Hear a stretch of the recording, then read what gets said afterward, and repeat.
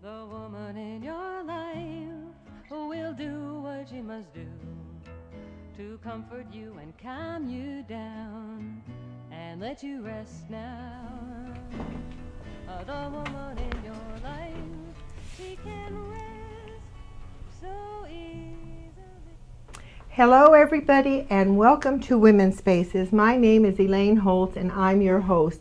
And as always, I am so thrilled about today's show. Why? Because I have a very special guest with me, Supervisor Shirley Zane, who represents the 3rd District here in Sonoma County. And actually, Shirley is actually up for re-election, and we're going to talk about both her job as supervisor and also about her campaign. So I know it's going to be a very, very in-depth conversation. Anyway, before we start, I got a very, very interesting email.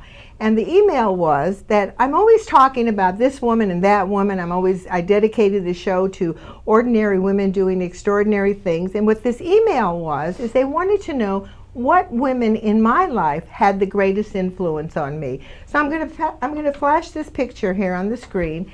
These are the 4 women that I think that influenced me the most. All the way to the left, that's my mother. Then you can see my Aunt Sarah. That's my grandmother Eva and my grandmother Rose. And they actually had the most influence on me as I was growing up. And what was really interesting is, I think I have mentioned this before, I am only on my father's side a first-generation American, and on my mother's side a second-generation American. And if you look at these women, especially my aunt and my 2 grandmothers, they actually came from another country and traveled all across the sea all by themselves. In fact, what my grandmother told me is when she came over on the boat, she came from Odessa, Russia, all they had was 2 loaves of bread, and they traveled all across the sea. Can you imagine that? So one more time, I just want to flash the picture and just play tribute to them. There's my mother. Her name was Betty Bertha Holtz, and my Aunt Sarah, my grandmother Eva, and my grandmother Rose. And my goodness, when you talk about powerful women who said nothing was impossible, and also that loved America so much. They loved it to the point that they would do anything. In fact, my grandmother did not have an opportunity to vote until she was in her 50s, because back then, in order to become a citizen, you had to speak fluent English. So it was very interesting. It took her a long time before she was actually able to do that. So thank you, Grandma, thank you, Aunt Sarah, and thank you to my mother, Betty, because trust me, these are the women who had the most influence and had the most impact on my life.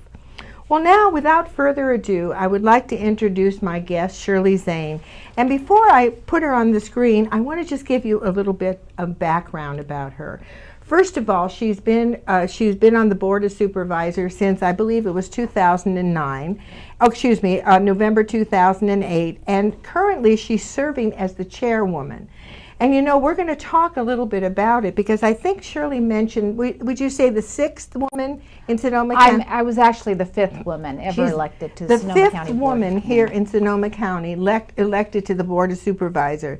She has over 25 years of experience working in health and human services.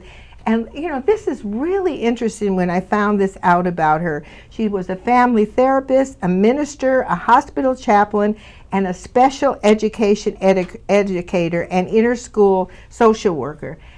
What a background. And here she is now, our supervisor in the 3rd District. Well, without further ado, I'd like to introduce Shirley Zane. Shirley, welcome to Women's Spaces. Thank you, Elaine. It's great to be here. Yeah. Oh, I'm just so thrilled to have you in the studio. I can't even express it. And I know my viewers are just going to get a tremendous amount of information and a lot of background about you. But you know how we are in Women's Spaces. We like to start out a little chatty here and there. So why don't you tell us a little personal stuff about Shirley Zane? Anything that you feel comfortable. Wow, that's a great question, and it's a big question too. So I guess what I'll say is that one of the things I'm most proud of is that for 10 years, a lot of your viewers will know that I ran the Council on Aging, and the Council on Aging is about a $4 million nonprofit that provides all kinds of services to seniors. but it also provides the Meals on Wheels program here for Sonoma County. And it was under my leadership in a period of about 5 years that we built this beautiful new Meals on Wheels kitchen, which will serve our county seniors for the next 30 years and also serve as an emergency disaster kitchen. And so I built that. I led the building of it, the campaign, a very successful capital campaign. We raised over $3 million. We also built a whole new campus for the Council on Aging. And I left that as a gift to the community, and I'm very proud of that. Yeah. Well, you know, Shirley, in listening to you and knowing you, and this particularly is a women's show, Women's Spaces, and one of the things I try to do is encourage my women viewers to get off their duff and do something. What do you think is your secret? I mean, here you went and raised all these millions of dollars, and you've done so many phenomenal things. I mean, you're so proud of this whole program. What do you think your secret is as far as accomplishing or setting out some of the goals that you've achieved in your life? Well, for one thing, I don't take myself too seriously, which is good, but I think I'm somebody who often responds to a sense of calling in my life. And as a former missionary and inner city minister and social worker and hospital chaplain and family therapist, I've always had a sense of calling to really serve people and make their lives better. And I've done that in a whole multitude of ways, but I think that responding to that sense of calling within my heart and to really serve other people has given me a really optimistic presence and a healing presence in people's lives. And I think we need more healing types in political office who not only can get things done and who have the know-how to do that, but who also realize that at the end of the day, politics should be about making our community a better place to live. As Tip O'Neill said, all politics is local. It's always about making people's lives better. It's about having good schools and safe streets, which I'm working on in terms of improving our roads, and having that balanced budget to provide those essential services, making sure people, when they turn the tap water on, that water is quality water and it's not going to make them sick. Things like that, or that we provide a adequate foster care home for a child who has been abused. All those many things that the county does. So that, I guess that's my secret, is having a sense of calling in my life. Well, it also sounds like you have a lot of compassion and empathy also, because you see the need and you're willing to go forward and try to help fulfill that need, you know, and that takes a lot of courage and it takes a lot of self-confidence. I'm sorry. So tell us, you know, and not only that, I recognize that you are actually the 5th woman that was elected to the Board of Supervisors, and now you're the chairwoman. Now, I don't know how many chairwomen they had before you, but just the idea, the 5th, that how old is this county? And we've only had 5 women serving. Can you kind of go into why do you think that there's been such a lack of women in the supervisor? Well, it's interesting. For one thing, because women don't run for office as much as men, but let's also remember that women have only had the right to vote for 100 years. So, and we've been a country a lot longer than that. So women didn't really start running for office greatly until really the 1970s. And so up until then, it was a boys' club in terms of, especially in terms of counties. But city councils too, and I think city councils have changed more rapidly in terms of being more equally in terms of gender. But I think women often don't run for office because they don't think they're qualified. And you do have to have a sense of self-confidence when you run for office, because you have to raise money and you have to really basically sell yourself to the community in some ways, in terms of your message is all about you and whether or not you're going to be an effective leader.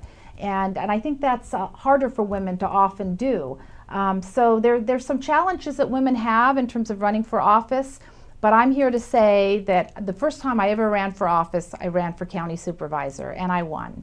So women can do it. They should get all the help they can get from other women in terms of mentoring. I went through a program called Emerge. It was a 9-month program that taught me how to run for office, a national program out of San Francisco and LA. I also was a fellow with the Women's Policy Institute. I was a paid-for fellowship for a year where I went to Sacramento and learned how to develop policy.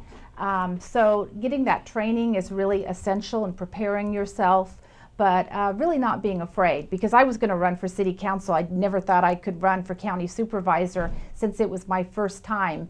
And it was really my husband who said, and Noreen Evans too, State Senator Noreen Evans, who both said to me, oh no, you can win. You need to run for county supervisor because the county provides health and human services, and you can bring that to the table with your 25 years of experience.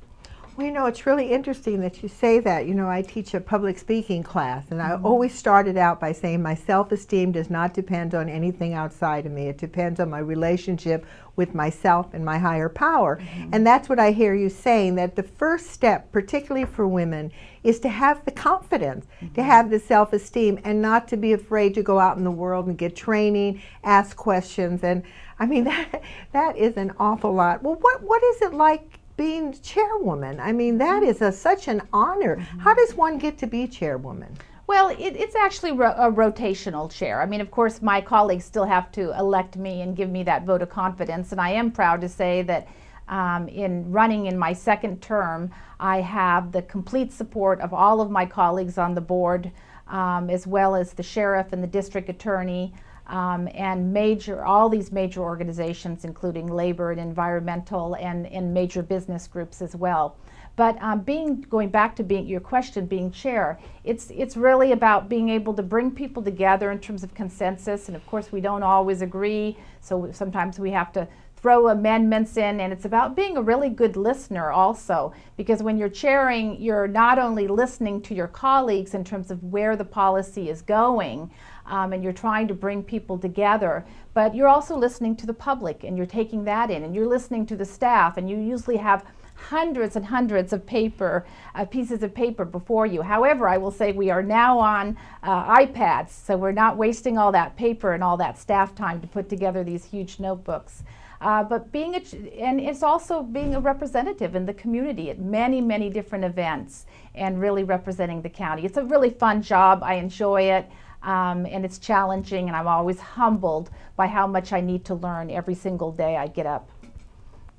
Well, you know, it's interesting because I've watched you over the years, and somehow we always end up at different events together where you're maybe a guest or a presenter or presenting an award.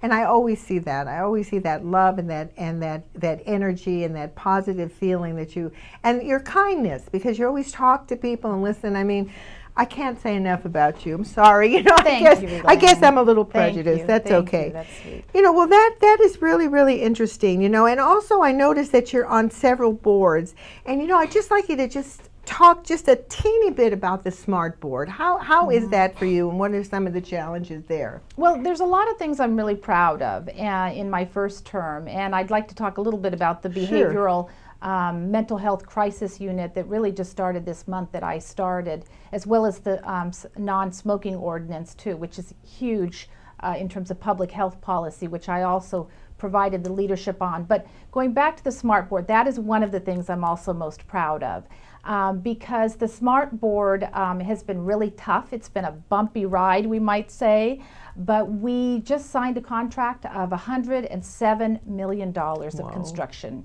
jobs, and SMART is going to change how we do business here in the North County.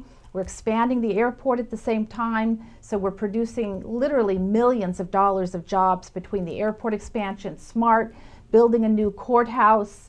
But it is a fabulous opportunity to be on a board where you're building something that's going to have that much of an impact on people's lives. And transportation really does affect our quality of lives.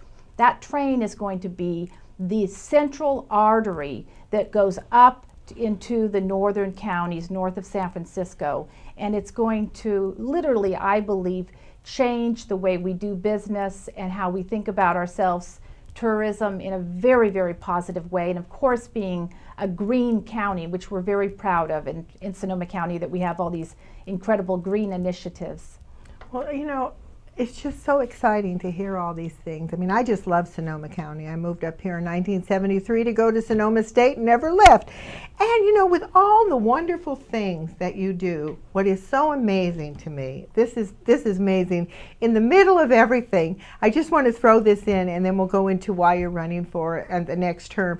But you developed this program called Biker Chicks, and I just love it. And I want to show this picture of you. Here you are in your full regalia. I mean, you are just so beautiful. Why don't you tell us a little bit, how did this happen to take place? Well, it was actually a friend of mine gave me the idea. I started riding bikes with him, and I said, and then I found out that only 25% of bike riders in Sonoma County are women. And I realized that when we were out riding on the trails, that we were mainly passing men. And I thought, well, I think there's some reasons why there aren't more women out there biking. And you know, he gave me an idea of starting something like this, and I came up with the Biker Chicks, and I started posting things on Facebook, and people were very excited about it. So I got the Bicycle Coalition and the regional parks and another group called Hillbillies to co-sponsor, and they started promoting it. And the next thing we knew, we had 55 women ages 7 through 69 who came out and joined us on an incredible ride. And we're meeting at the Downtown Fish in Santa Rosa. We take off, and then we end up at a really good pub in the 3rd District in downtown Santa Rosa and eat and drink together, which of course is part of the fun of the ride. The last ride we had 44 women, and it's really growing. And my idea was I wanted women to not be intimidated by riding their bikes, but not be intimidated by the sport, the challenge, the physical challenge, and also some of the fears that go along with cars and breaking down and whatnot, and really to re-experience that whole aspect of fun about riding a bike. Feels like you're flying, like you're a child again. So I think we're accomplishing what we set out to do, and it's a lot of fun. But another thing, I have to say this, it's a testament of your ability to organize, get things done, and also caring. You say, oops, all of a sudden I notice there's not many women riding bikes around town, so we have to do something. So really, that's really, it's just amazing. You're an amazing woman. Thank you. Well, anyway, let's get into the re-election now. Yes. I know, you know, campaigns are always a bear, and, you know, what is it? Why do you feel that you need to, you know, go for a second term? What is your motivation? Well, I think my motivation is what it was 4 years ago, but even stronger, which is I've always been a public servant. I've served the community as a nonprofit leader for many years, and there's so much to do at the county. The county is a $1.2 billion operation. We do the criminal justice services, we provide water, we open spaces, regional parks, health and human services. And I started a lot of things, and I want to continue to work on those things. The Family Justice Center, I've worked on that for 5 years, and as most people know, we've had a ribbon cutting and an opening, and I want to continue to work with our district attorney, Jill Ravitch, also our first woman district attorney, to bring in funding and make sure that Family Justice Center is there and strong for many years to come. I want to continue to create mental health services that are innovative. I want to continue to bring my budget expertise. I want to balance our pensions. A lot of people know about pension reform. They're very concerned about it. I wrote the pension reform plan with Supervisor Rabbit. We've started to implement it. We need to make sure that we have a sustainable pension system so that we continue to provide great services. Our roads need help. Everybody knows our roads need help. If you're on a bike and you're hitting potholes, you really know the roads need help, like I am. And so I'm working on providing additional funding services. I reopened the landfill essentially because it was with my leadership and Supervisor Carrillo's that we did not sell our landfill. And so now we've taken hundreds of trash trucks off the road that we're out hauling, and we're getting a permit, and I've brought all these cities together with these very green goals for cost efficiency and recycling. So there's so much more work I have to do, Elaine, in terms of serving Sonoma County, and I feel like I've only really just begun. You know, I have to say something as I listen to you. I only have one regret, that I'm not in the 3rd district. I'm in the 1st. I mean, that's okay. my goodness, I mean, just some of the work and some of the things you've outlined. I mean, it's just amazing, your energy and the things that you want to bring forward. Well, you know, Shirley, time goes by so fast when we're in the studio, and we just covered so many things, and I really, really appreciate you and everything that you brought forward in this interview, but I still want to give you one more opportunity, and that is to just put your eyes on that camera and anything that you would like to say to our viewers. You know, this is Women's Spaces. You know, anything that's in your heart, you know, of course, you want people's vote in the 3rd district, but you know, anything that you feel that you would like to share with our viewers. Well, I guess I would really like to share that it's been a real privilege for me to be a public servant. When you are elected to office, you do have an opportunity to make people's lives better, and it is something I've taken very much to heart. A lot of people know I had a real personal tragedy in my 1st term, and that my husband took his life. So I've been able to be also a spokesperson for suicide survivors and for better mental health care services. I'm working on a national level. I am the chair of the Long-Term Health Care Committee for the National Association of Counties, and I'm working on policy that all the counties in America are taking back to Washington in terms of health services for seniors. So there's so much more left to be done, but I really want to thank people for having the confidence in me, and I want them to be assured that I will always promise to do my very best job to serve the people of Sonoma County, and especially the 3rd district, and to make our lives better in terms of social justice, in terms of our environment, in terms of parks and open spaces, and in terms of taking care of our seniors, our veterans, our children, and making sure our youth have a really great future here. And I'm really proud of the work that I've done, and we're creating over $300 million in jobs right now with all of these projects, and that's been a lot of hard work. So being a public servant, it's not about hyperbole, it's not about rhetoric, it's about going to work and making a difference day after day after day, and really working hard to make this a better community.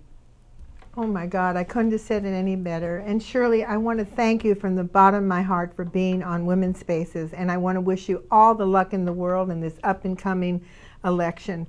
And to my viewers, wow, that was a lot. I mean, that's the whole idea behind Women's Spaces. I mean, sure, it's dedicated to ordinary women doing extraordinary things. And you know, as I sit in the studio with Shirley, she is just an ordinary woman, and she's made up her mind that she wants to make a difference. And I think all of us out there can make a difference. And you know, one thing that, you know, time goes by so quickly, but I wanted to mention something very, very important that I wanted my viewers to hear.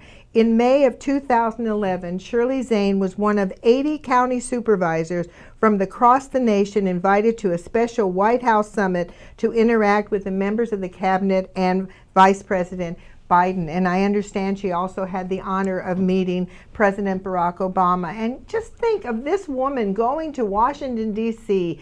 and representing Sonoma County. I mean, that really makes me proud with all those accomplishments under her belt. So, I mean, I can't help but wish her all the luck in the world. I mean, let's face it, the world needs more women like Shirley Zane. And like she said at the beginning, she made up her mind. She wanted to serve. She went to different trainings. She began to understand what it takes for a woman to run for office.